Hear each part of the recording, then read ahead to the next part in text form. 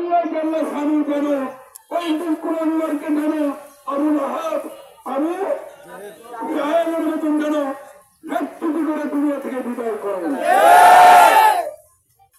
আমরা আরেকটু বলতে চাই, আমি যেহেতু আমি ওলামা একরাম না, আমি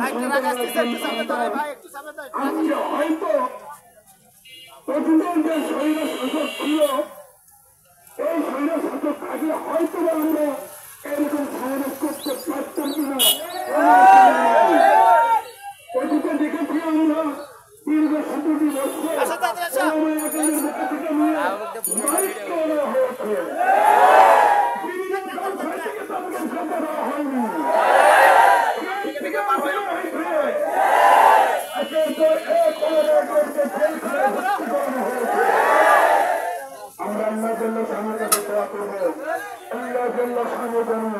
আমাদেরকে শরীরভাবে সুন্দরভাবে আল্লাহর হুকুম অনুযায়ী আমরা গাড়ি যাওয়ার রাস্তা করে দিই, আমরা যানজট না করি, গাড়ি আমরা থেকে থেকে মারি।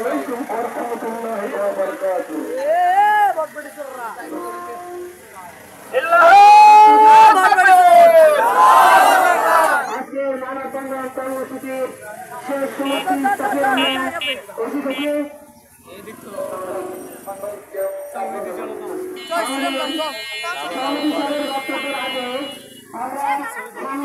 পক্ষ থেকে স্বাগত সামান্য কিঞ্চিত রাসূল শ্রেণীর আলোচনায় কিছু আলোচনা শুনতে চাই। সংক্ষিপ্ত আলোচনা কেউ করতে ইচ্ছে করছেন ভাই? বিসমিল্লাহির রহমানির রহিম।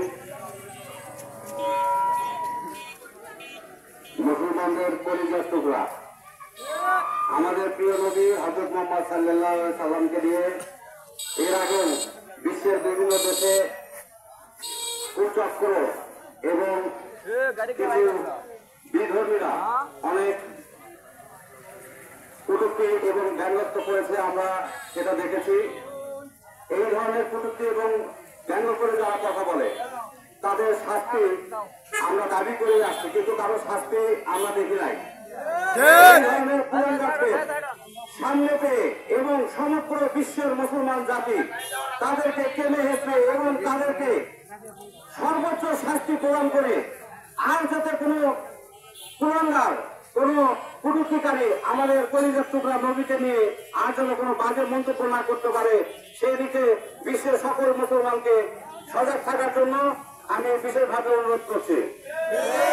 সেই সাথে আমি জানাই, এই ধরনের কুলাঙ্গার যারা রয়েছে তাদেরকে আমরা এই পৃথিবী থেকে বিলুপ্ত ঘোষণা করতে চাই।